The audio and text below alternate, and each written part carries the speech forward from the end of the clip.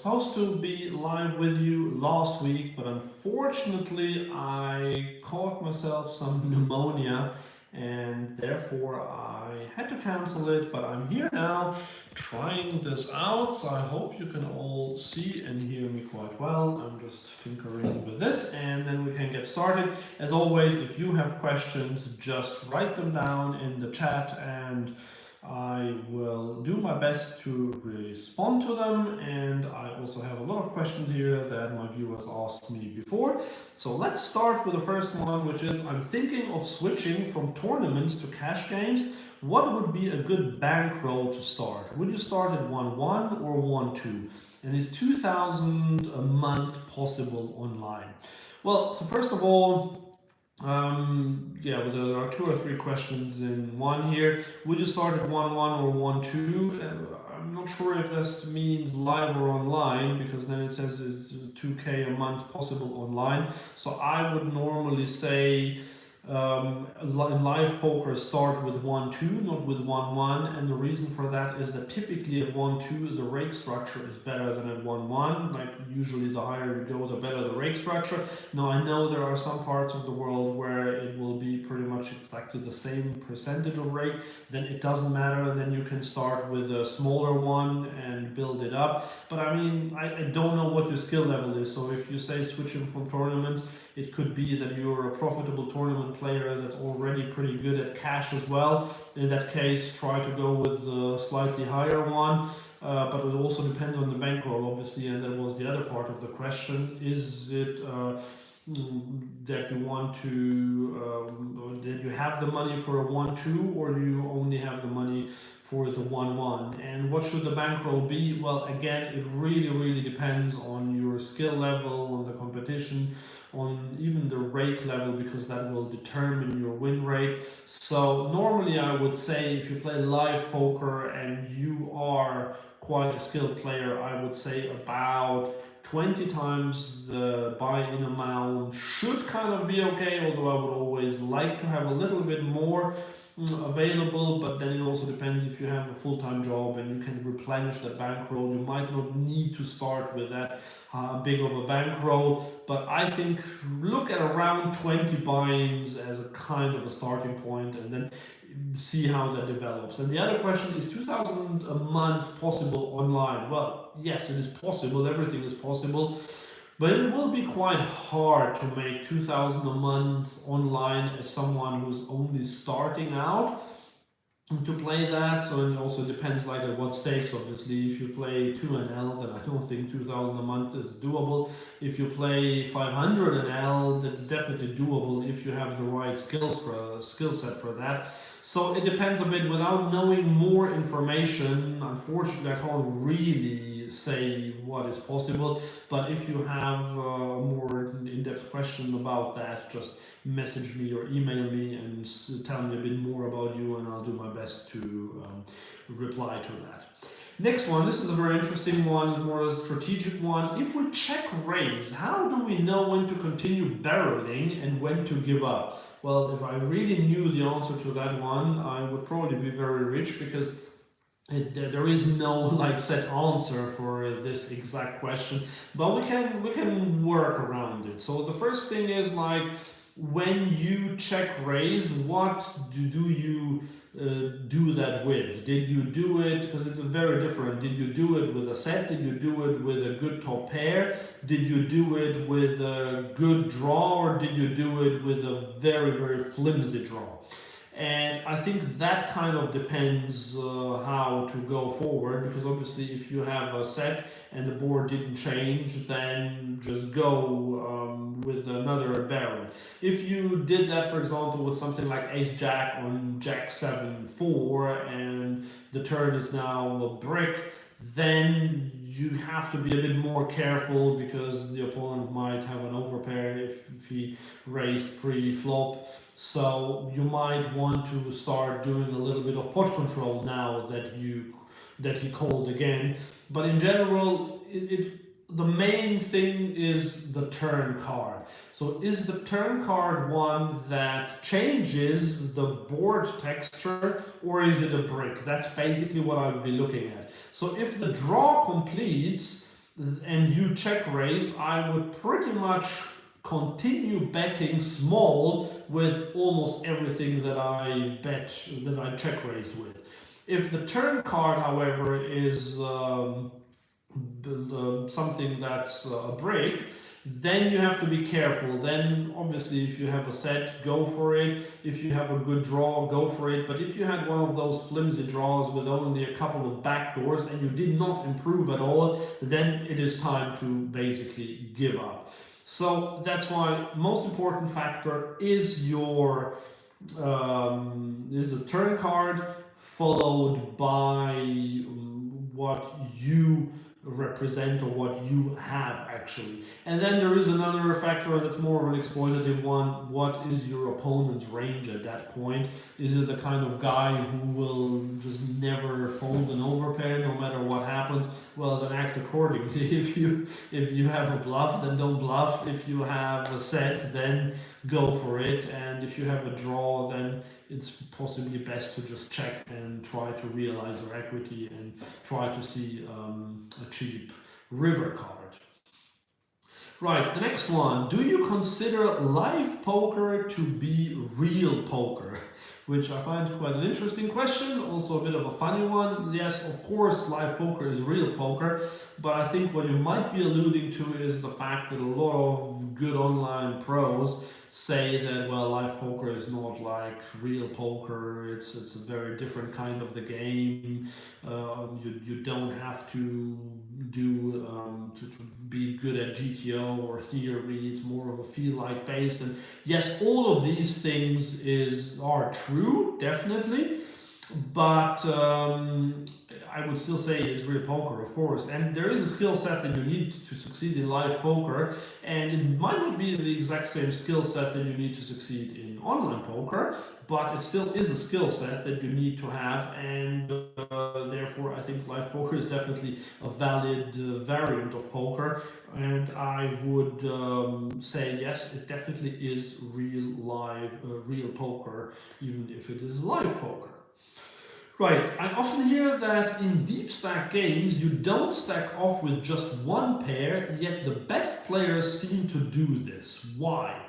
Yeah, so this is also a very interesting one, and it is true, in deep stack poker you are normally quite careful. You don't want to just go broke with one pair, especially not if you won't call someone else's bet. However, what tends to happen at high stakes games is there is a certain dynamic that a lot of the smaller stakes games don't have, and the dynamic is that there is a lot of aggression going on and a lot of bluffing with that aggression.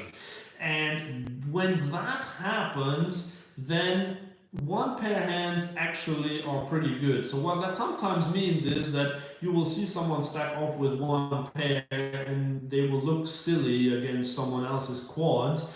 But what happens there is that they know that the other player, who in this hand has quads, will often just triple barrel bluff there with absolutely nothing, because he's hoping to get you to fold. So that's why you just then have to hold on to dear life with that one pair and stack off with it.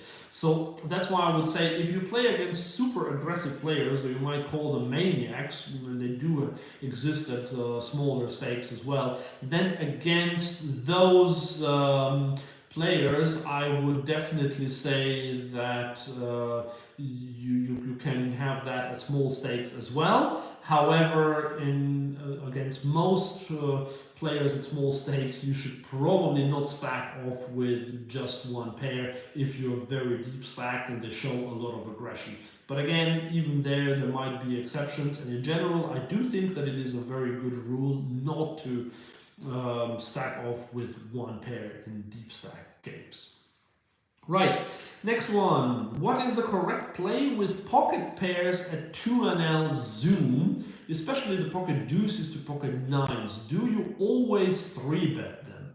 The question, yeah, it doesn't only apply to NL2 Zoom, it applies to a lot of games. So NL2 Zoom is typically a very nitty game, at least when I play it on PokerStars, which I sometimes do for training purposes. And players are quite nitty there, which means that I will 3-bet these hands a lot. So the main consideration is that a hand like pocket deuces through sevens or so, I do not want to just flat call in the cutoff, for example, if under the gun raises.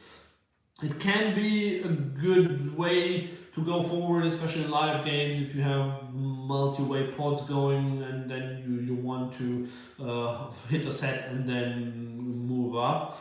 Hit a set and then get your players to stack off with one pair, as we talked in the previous example.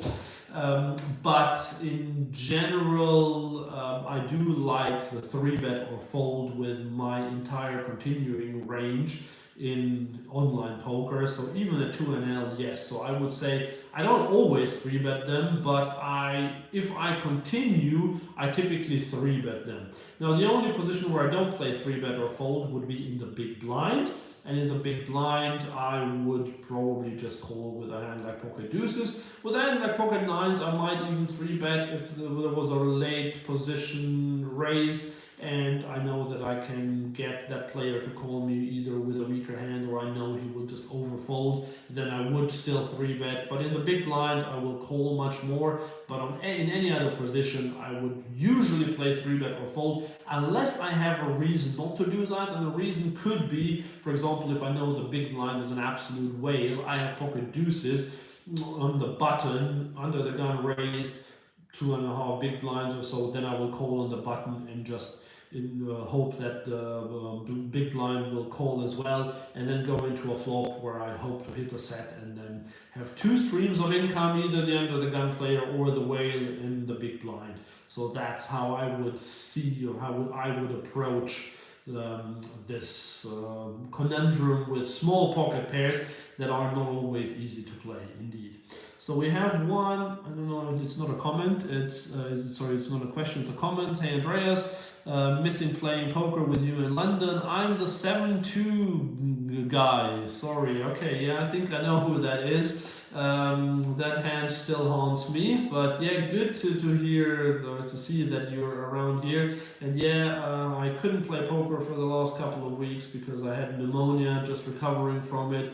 I will probably be back in a few weeks, but taking it a bit slower for now, at least with live poker. Also, I have a lot of other things on my plate, but thanks for stopping by here, and hope to see you soon in one of the London casinos. Right, next one. What are the best days of the week or times to play live poker? Actually, I even wrote a whole chapter in my book, The London Poker Guide, about this topic because I think it is a very interesting one. And unfortunately, I rarely get to play when it is best. So it is in theory possible to have good games at any sort of time. But typically, Fridays and especially evenings and nights are better than days, and that makes sense just at face value as I'm saying it, I guess. But also the reason for that is, and a lot of players don't really think about that, but during the day and during the night you will still have a number of decent good players, pro, regs and so on, and the number of fish or bad players might not even be too dissimilar during the day or in the evening. But what you have a lot more during the day are two types of player. One is your old man coffee type of player, just like nut peddlers who just sit there waiting for big hands. They're basically hardly losing anything, and you can't make a lot of money against them. And the other one is just good players who have a job and who play on the side. So whilst pros might play in the night or during the day, those good players that have a full-time job might not play in the night, and that makes the night games a bit easier in my opinion. And on top of that, you sometimes have drunk players who come in, or just players who want to gamble more, who had something to drink, and it's just they have more fun, and those games tend to play a little looser, and therefore they are better. Now, unfortunately, I hardly ever get to experience that because I tend to play during the day. I don't really take my nights to go to the casino, unfortunately. But whenever I do find that those games are a little bit better. Right, next one. I want to ask you about money management. I'm 18. I've been playing since April 2024, just in pubs around my area in a local league system. So I don't know exactly what the question is here, but okay, money management. So as an 18-year-old, well, this implies that you don't have much of a bankroll, which means that maybe then you should make it a priority, or maybe then you should make it a priority to get that bankroll together. And there are several ways to do that. And my favorite one is to do it without poker. So rather than trying to grind it up at like 10 online or something like that, just get a job somewhere, get minimum wage or whatever you can, get a few hundred, a few thousand, whatever you need for that bankroll, get that money together and ring fence it so that you really only use it for poker, for this specific type of poker. So I don't know this exact player, whether he's playing tournaments or cash or what, or live or online, what he actually really wants to get into.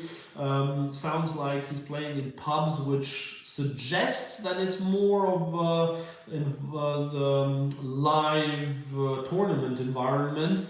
But yeah, so I would, first of all, I would define what I would actually want to achieve, what I would like to play. And then that will dictate what the bankroll should be, because it's very different whether you want to play online cash games as opposed to live tournament. And also depending on the buy-in amount, so you will need very different amounts of money for those. So that would be the first thing. And because you specifically asked about money management, so management for me means that you really have to make sure not to dip into your poker money for any other expenses, but really keep that money just there for your poker. Because if you dip into that, you go on a losing streak, then you're back to square one, and you might have to go back to get a job somewhere to sustain those losses. So that would be my main thing about bankroll management in such a situation. Okay, next one. Is it profitable to continue as a call on the turn if you have the nut flush draw and your opponent bets pot? Would it be a better play to check raise? I've done this before and my opponent folded top pair face up. So it's great if your opponent folded top pair face up there and you had a draw.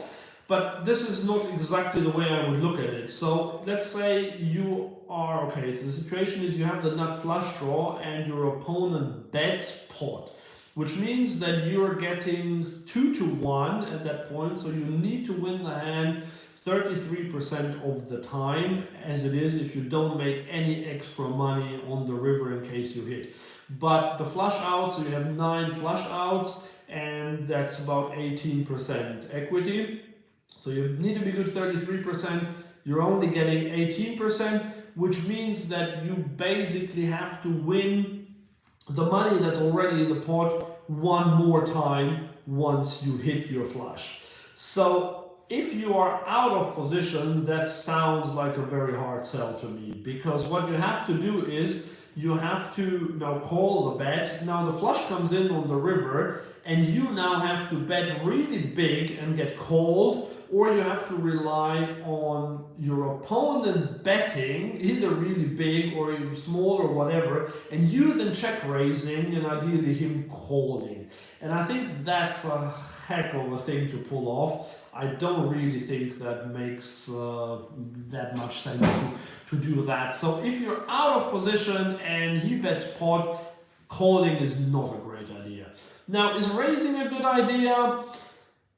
I'm not sure. The thing is, like, yeah, maybe sometimes you will fold top pair, but it really is opponent dependent, and you have a lot of opponents that will still call you, and the problem is then you put even more money in there, and it could also even happen that he then just shoves, and then you might not get the right odds at all, then you have to fold. So I'm not really in love with check raising if someone bets pot on the turn, because they're really telling you that they have a big hand there, which of course they don't have to have it, but if you have the flush draw, then it's unlikely that they have one as well. So I think I would probably just fold. If you're in position, it's a bit different, especially if your opponent is not amazing. You're still only getting the 2-to-1 odds, but then on the river you might have a better chance of getting more money out of him, because now you are in position, you are in control, you can bet there, but still, you still have to make a lot of money to make this a profitable play. So if someone bets pot on the turn when you have the nut flush draw, I think more often than not it is a fold rather than anything else. Next one.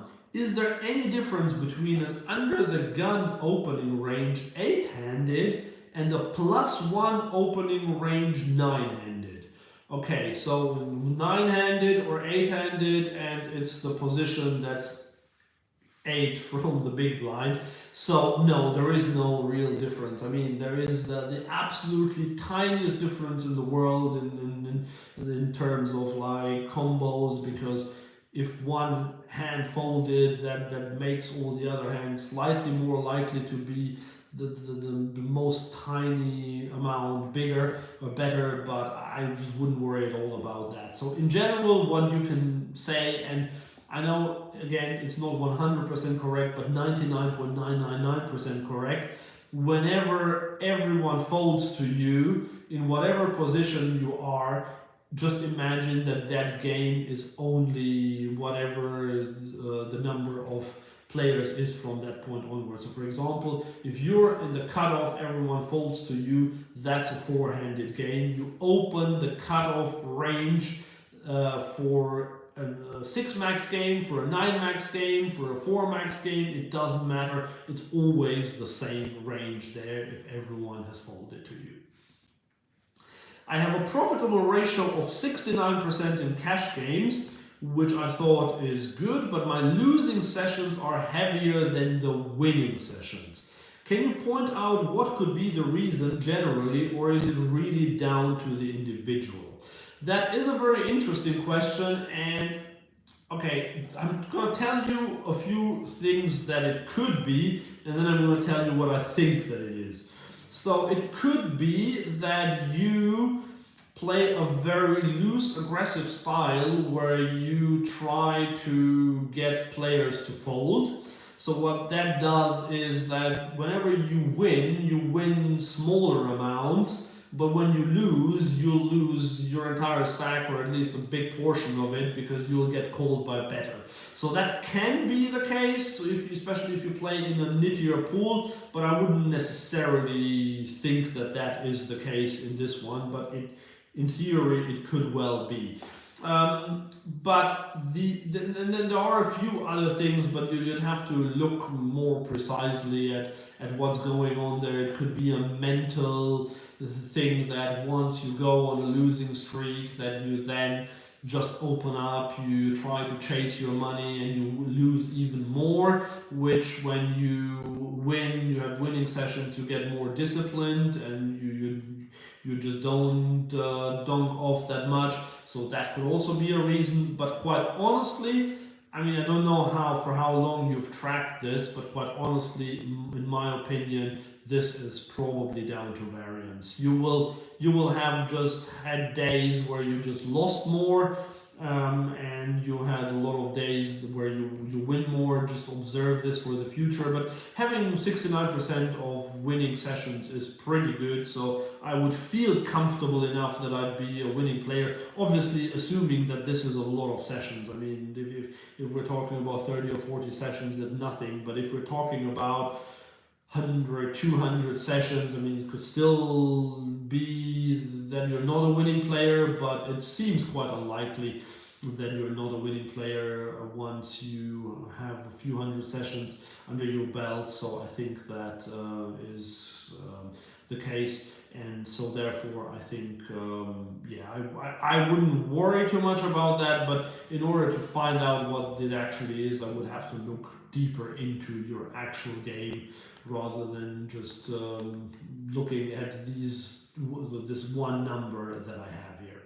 Okay, we have a few more comments here. What is too tight and how can table image affect your earnings? Right, what is too tight? Well, how long is a piece of string? Too tight, it really depends. I mean, what is definitely too tight is to only play aces and kings and maybe queens or so. Too tight can also be just folding middle pair straight away in heads up pots on the flop. There are a million ways how you could be too tight. Most players actually don't have that issue of being too tight. Most players have the opposite issue of being way too loose. So I don't think playing too tight really is much of a thing. And just as long as you're not really, like, as I say, if your strategy is of only playing aces and kings and no set, no bet, even with aces and kings or so, then yes, that is too tight. Then I know a player in my player pool the other day, I raised the button and he folded, and he was in the big blind and he folded, and then after the hand he said, well, I had to fold there, I only had ace queen suited. And I just couldn't believe it. I mean, I don't have the image of being a super nit, but he just folded. He said, well, if you had made it a little smaller, I might have considered calling, but he just couldn't call there with ace queen suited in the big blind when I opened on the button. Now, I would say that is too tight, definitely. So against a button raise, you should open wider, but I don't know if you think that you have the issue of being too tight. If you do, then you might follow this up and you just let me know or send me a message why you think that is the case. But in general, I would say the vast majority of players don't have the problem of being too tight. Justin says, hope you're feeling better. Yes, thank you very much. I am feeling better. I know last time we spoke, I wasn't in great shape, but I'm much better now. So pneumonia almost gone. I can still feel a bit out of breath if I talk too much, which I'm getting to now. But in general, still pretty. It's going okay. All good. Definitely moving in the right direction. So thanks for that. Love your channel and hope you're feeling better. Thank you very much. Really appreciate it. I've played recreationally for about a year, and I'm just beginning to take it more seriously. That's great to hear. Any tips on where to start with regards to studying? I've played live and online. So, okay. The main thing is to get the fundamentals right. So whether you play live or online, I would study the fundamentals. And the fundamentals means things like simply not donking because you have top pair or something like that. Just understanding that you always check to the pre-flop aggressor on the flop, for example, or just understanding the mechanics, just understanding things like pot odds. Those sort of things would be my first port of call, and I know there is a class out there that's for free, video class about mastering the fundamentals. So that would be the first thing that I would really start studying, so that you get a feel for that. Now, I don't know what it means. You used to say you're studying and you're taking it more seriously now. That can mean that you're already a winning player, or maybe you're not a winning player. But in general, about studying poker, there are three ways of going about it. One is to just do it yourself and just really try to watch as much or read as much as you can. That one is a good way. That was basically what I did in the early days, but you get sent in 20 different directions before you take the right path, and that can be a problem. It's time consuming. You won't know what to do because everyone says something different.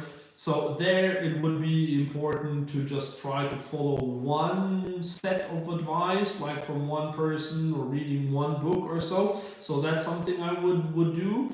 The other thing, the second one would be to join a training site. But even there, if you don't have a course that's specifically designed for you, that teaches you everything in the right order, you still have the same problem, except that you spend more money. And the third option is to hire a coach. Now, that obviously is the most expensive option, but you can, with that option, you can tailor the studying for you, or the coach can tailor it to your specific needs, and you advance much faster. But now, if you want to do it alone, but again, if you say playing live and online, the things that you have to do for both of those are a bit different. So I would say still the fundamentals is important for both, but then I would honestly pick two, or like pick one type. Like, do you want to get better at live, or do you want to get better at online poker? If you get better at online poker, that will help you for live as well. If you get better at live poker, that will not necessarily help you online that much. So maybe then it is better to go more down the online route first and then transition. But it just depends what you want to play more, what your more important thing is. So I started with live poker, and I only really started treating online poker more seriously for the last year and a half or so. And quite honestly, a year and a half when I started playing online poker, when I look back now, I was quite a fish there, because I did things that I did in live poker that just didn't do well in online poker. So that's why I would not try to mix them at the same time too much. What you can do is, if you go down the live route, you can still train like the really small stakes online, because those games tend to have similar characteristics in some ways, minus the multi-way pots. But yeah, so I would really try to do that. There's a follow-up to this. That's a problem. Yeah, I watch videos and it confuses me more. Haha, yes, exactly. One step at a time is the way, and now I've decided to try and master pre-flop strategy and go from there. Thanks for the advice. Yeah, so pre-flop strategy is very important, because most players think that post-flop is the more important one, and the funny thing is, most players think that the flop is the most important street, and I think that's the least important street. Pre-flop is super important, because if you make a mistake pre-flop, that will compound on later streets. But then turn in river, where you have the really big bets, that's where the big money is made or lost, not on the flop. On the flop, you can get away with a lot of stuff. So that's why I would say pre-flop should indeed be the most important thing, and also try to build aggression into your game from early on. That's the advice I would give to someone starting out and taking the game more seriously, because that was a leak that I had for many years, that I was way too passive, and you can get away with it in live poker. Online you can't, but in live poker you can get away with it. But bad habits started getting in there for me and for a lot of my students and a lot of people I talk to. That's why it is crucial to start being aggressive and study those pre-flop charts. And I know I don't always go by pre-flop charts, but they are a great way to start out. So look at GTO Wizard, you can get them for free. Look at their pre-flop charts and try to see patterns there, see what kind of hands you should open, or should 3-bet, or should call in every position, and try to get a feel for that. And that's actually a very good idea. Just do that. I think that sounds very good.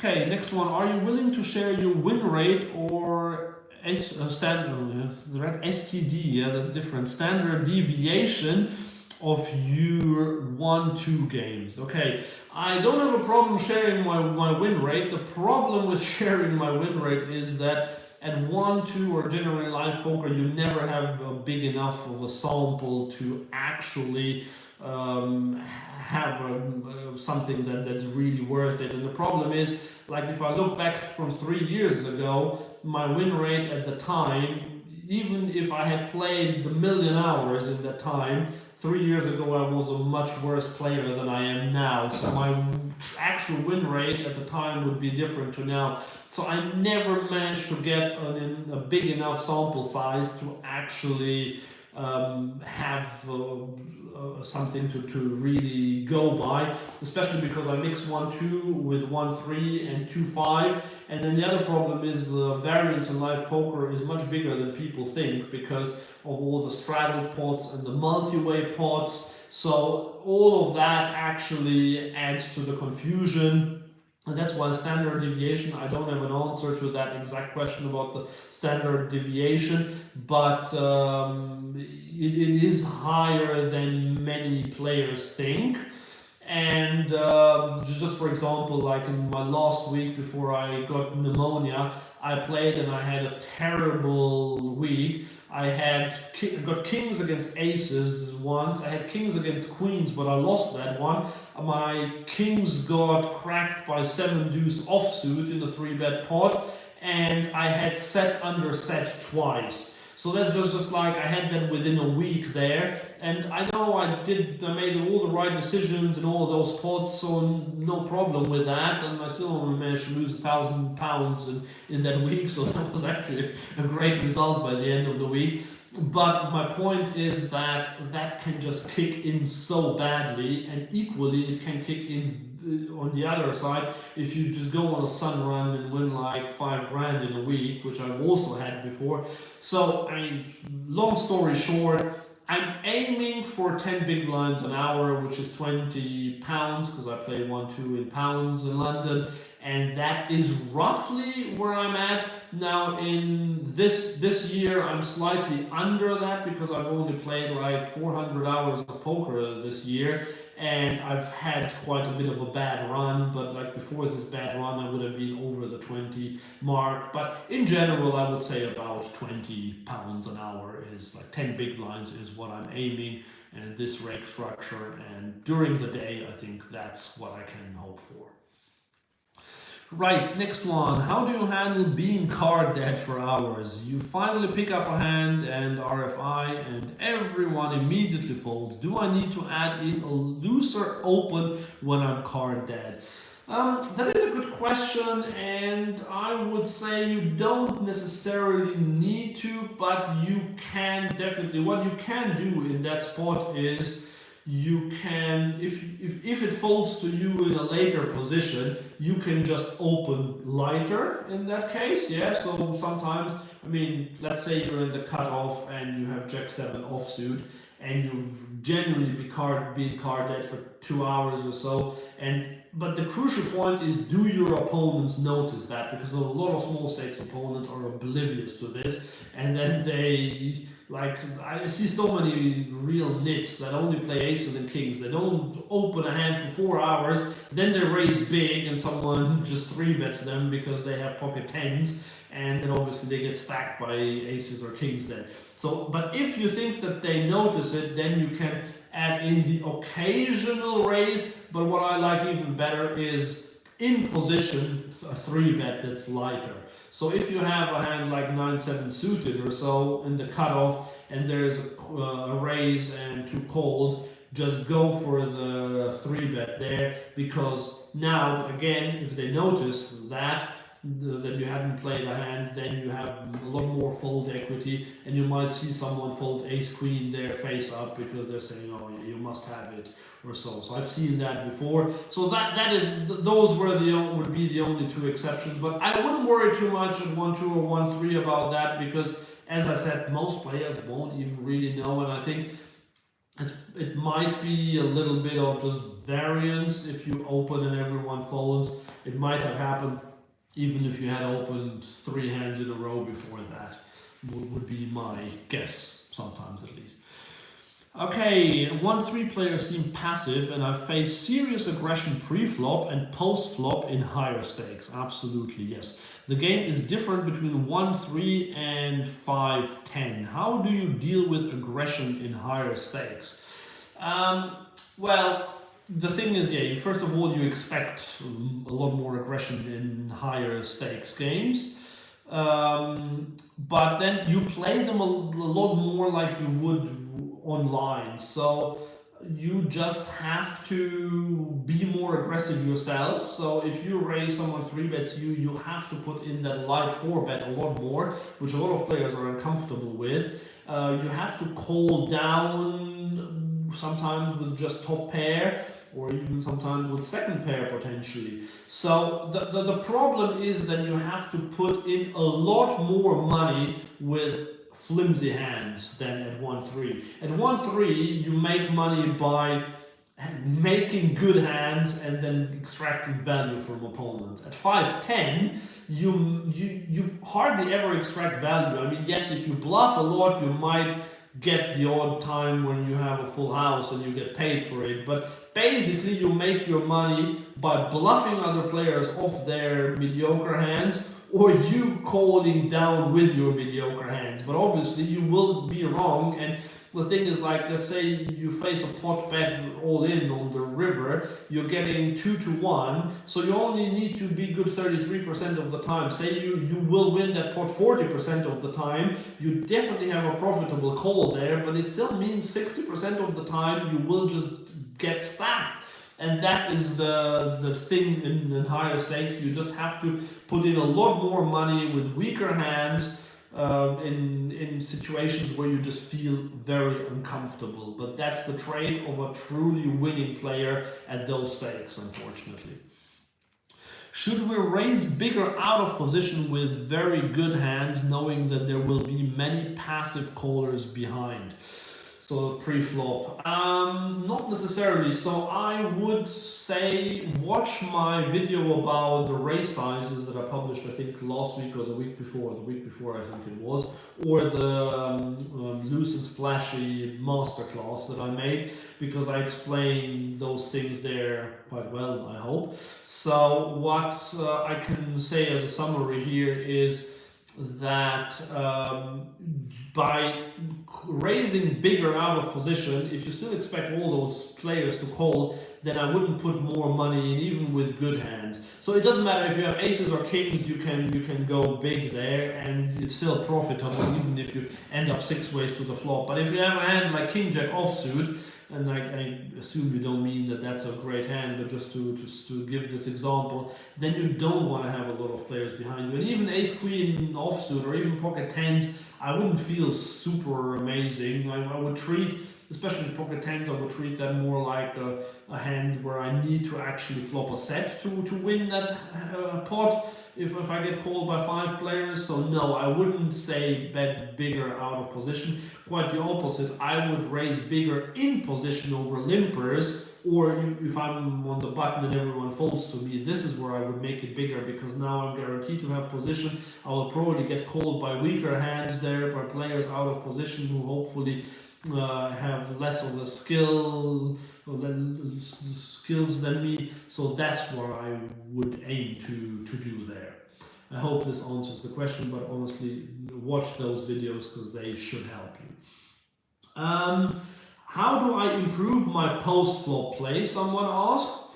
So this one is, again, there's no really easy answer to how to improve your post-flop play, other than just looking at just GTO output, like assuming this is more for like a theoretical way of doing it, and just try to range people hand read. I think hand reading is the main thing to everything pretty much. And I just did an email that I sent out to my newsletter about hand reading and how you can go about that. If you're not subscribed to my email, please do so. There's a link in the description below. And if you're a new subscriber to that, I will make sure to send that one out manually to you, because I think you could benefit from that. It's quite an interesting spot that I go over there in terms of hand reading. But yeah, I would say post-flop play, you can learn the mechanics, like what size to bet, to c-bet small, c-bet big, how to check raise, all of these things, you can do that. But what I think is the most important thing is hand reading your opponents and making sure you train that muscle. So that would be my main consideration for improving your post-flop play. When should I bluff and how do I know if my bluff will work? Well, that is a very interesting question, a very broad one as well. How should I bluff? Well, ideally with equity, with a little bit of equity if possible. If you have that like on like flop and turn on the river, obviously equity doesn't matter anymore. But again, it comes down to ranges. So you have to pick your opponent's capped ranges and attack capped ranges. But you have to understand what a capped range is. You have to know how to actually beat those players when you can bluff. And so what I would say is, with the inverse of this is when you shouldn't bluff, and that's in a multi-way pot if you have nothing. Like if you're up against 5 players, someone will probably have something, and you'll probably have to put your whole stack on the line to get them to fold by the river. So that's where I wouldn't bluff. But in heads-up pots, when you're in position, you can get away with a lot of bluffing, but there is more to it than I can explain here. So maybe I'll make a video about that, or a course even one day, how to bluff properly. How do you play low pocket pairs in lower stakes? Is it set or fold? So this was the first question that we had today actually, but I will repeat it very quickly. You can, it depends on your position, it depends on the action ahead of you. I sometimes 3-bet them in position. I will sometimes call them, especially in live low stakes poker. I might call there in multi-way pots and hope to hit a set. Online, I rarely do that. Online, small pocket pairs, I would 3-bet or fold most of the time, unless I'm in the big blind where I would call with them. But yet, I have a more detailed explanation right at the beginning of this video. How does your strategy shift when you get super deep in live cash games? Do you 3/4 bet more in position and choose different bet sizings on each street? That is a good question, and well, it all depends on the stack to pot ratio. So for example, if you are super deep stacked, but already the pre-flop action was in a way that like someone the 1-2 opens to 20, then you might not actually be that super deep stacked, especially if you then 3-bet or so. So it all depends a bit on the stack to pot ratio. I would make my bets in position a bit bigger, yeah, but nothing crazy. I would still play my normal game most of the time, but what I will do is out of position I will be a lot more careful, and in position I would probably still just play my game, maybe bet a bit more polarized, so I wouldn't want to get check raised quite that much, especially on later streets. So I might check back the turn, for example, after c-betting the flop. Even if I'm in position, I might play a polarized range where I bet the turn with my very best hands and some draws or bluffs, but then even good top pairs or so I might pot control with. That would be my adjustment that I make there. Do you bluff in lower stakes? I do bluff at lower stakes, but it really depends what lower stakes we're talking about. So in my nitty games in London, I can bluff there. I don't bluff a ton, but I will bluff. In online, if I play Zoom games, even 2NL, 5NL, I will definitely bluff. Now, if I ever go to play in Texas or Florida or even in Vegas, the few times I played there, I wouldn't bluff a lot there. So the way you make your money there is not by bluffing, but by value betting thinly. And that's the mistake a lot of players make. They don't value bet thinly enough. But yeah, it really, honestly, it really depends. If you have a nitty player pool, or you're up against nitty players, then you can bluff. If you're up against stations, like they are present in a lot of live low stakes games in America, then I would say just don't even think about bluffing. Should we 3-bet or 4-bet light? That is something like Queen Jack suited pre-flop, knowing that many callers or raisers only give action with absolute great hands.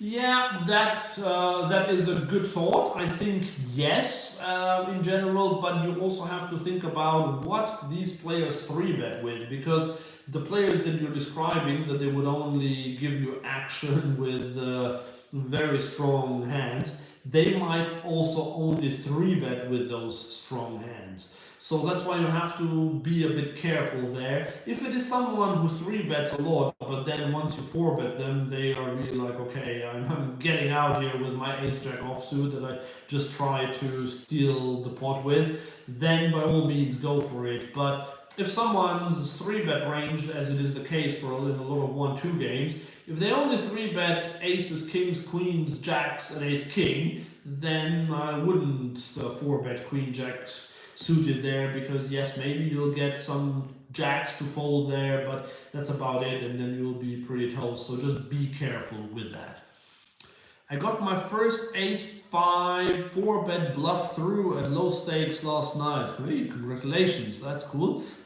Put in half my stack with it after a massive stack kept 3-betting super wide. Okay, the only thing that I would say to this is that in theory, once you put in half your stack and you get jammed on, you have to call. Because unless he shows that he really has a big pocket pair, you're kind of getting the odds there to call, unfortunately, because all you need is 25%. So even if he has pocket kings and you already put half your stack in there, you have to call it off. So that's why normally you would just shove yourself there when you have to put in a third or more of your stack.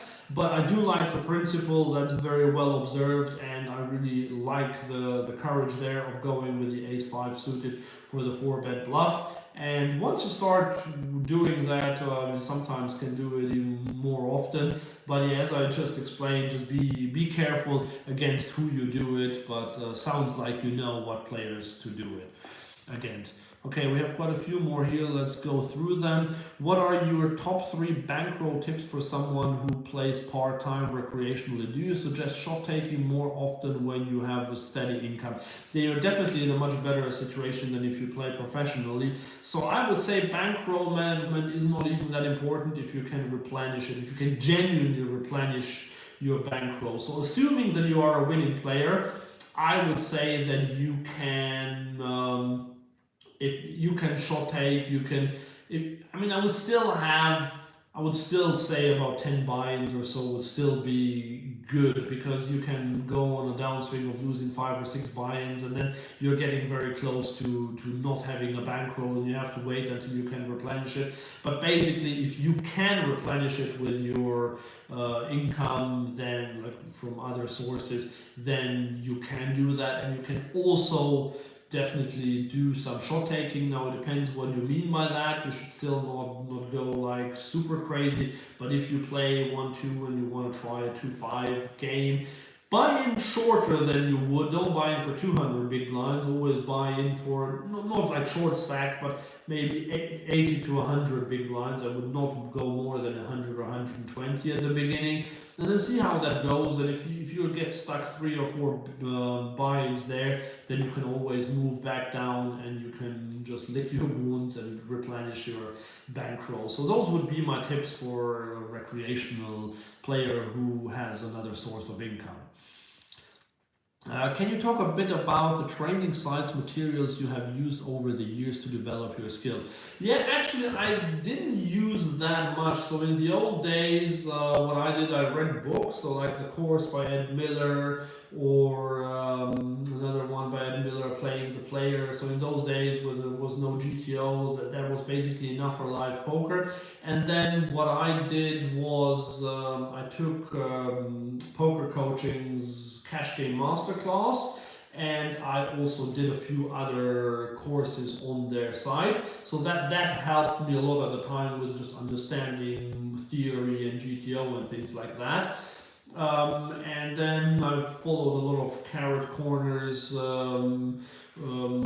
the products, and things like their cash injection. I did not go through their big syllabus and all of that, but it was still, those things were useful. And I watched a ton of YouTube videos, and I watched them very actively. I really tried to learn specifically. I took notes. I then thought about these things. I looked at solvers and I got GTO Wizard. I looked at that in depth, so that was more. I did a lot of work on my own. Then I also had a little bit of coaching, not too much, but I had like two coaches. I don't want to say their names now, but they're fairly famous people in the poker community that I did very sporadic coaching with. So that was most of it, and then really a lot of it was self-taught stuff. I just spent hours and hours learning and training and playing and trying things out. So this is how I went about it, but I had the time to do that. I had this luxury. But at the end of the day, it's either time or money. You have to give one of the two to improve. And you can get it by just hiring someone or by getting a training site. And I know there are a lot of good ones out there, but yeah, I honestly, the only one I ever really paid for as a training site was pokercoaching.com. And I did get a lot of useful stuff out of there, but that one actually also has the tricky problem that there's so much information out there and they send you in 10 different directions. You don't know what to actually concentrate on. So I picked a few very specific things because I knew where I wanted to go. So I picked the specific things that helped me get to that. And that's a very important skill to develop actually when you study poker. Okay, we need to get to the end very soon, but let's see. Come to Texas. The 1-2 tables we're playing 2K deep last. We're playing 2K deep last night. It was basically 5-10. Wow, amazing! That sounds really cool. I really need to come to Texas. Definitely on my agenda. Heads up, I almost always check my entire range out of position on the flop and step 50% in position with my entire range, mainly because recreationals will stab too much and raise off their strong hands. When is that not correct? Well, in general, I would say that is correct. Yeah, they overstab, they don't protect their checking ranges. That's exactly what recreational players tend to do. So that's why I like to start with a check on the flop as well. I won't always do it. So when they won't do it, sometimes is when the flop is very good for you, and some of the players won't do it because they are just afraid, or just like they're not the kind of players who would stab too much. They would just be very passive, and that's the situation when I would bet out of position. If I'm up against a passive recreational player, I might check, or I might bet either my good hand, or I might even bet junk, because I know that he will be fit or fold. Those would be the exceptions, if I kind of get the question right. If not, let me know. Okay, let's do the last ones here now. How does the rake affect the ranges we should play? In a membership type club where there is no rake taken out of the pot, are we allowed to play super wide? Well, you're not allowed to play super wide, but you're definitely allowed to play much wider, yes.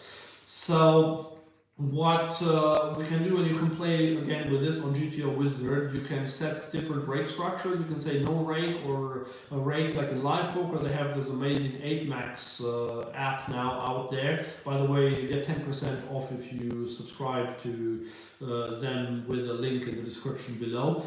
So there you can set the live rake of 10%, or you can say no rake to it, and you'll see how the ranges differ. You'll definitely be able to play more hands. You'll play wider, both with calling and with raising, but it doesn't mean super wide. Like it might be 5 or 7% wider on the button, for example, and still maybe 1% wider under the gunner. So we're not talking crazy wide ranges, but yes, definitely a little bit wider. Okay, let's make this one the last one. Carrot Corner seems like great material. I'm worried, however, that it is mostly online centering and I only play live. In your experience playing both, do I need to focus on live training sites? Yes. Honestly, I love Carrot Corner. I really like how Pete Clark teaches poker, all great stuff there, but it is very online centric. If you want to exclusively play live poker, I'm not saying that it's useless, because you will get a very, very, very good foundation, but you'll pay a lot of money to get a good foundation that won't really translate into massively bigger wins at the live table. So there are others out there that are designed for live poker that I think are definitely more useful for someone who only plays live or mainly plays live poker. So thank you very much for watching. Hope you enjoyed it and see you next time. Bye. Thank you.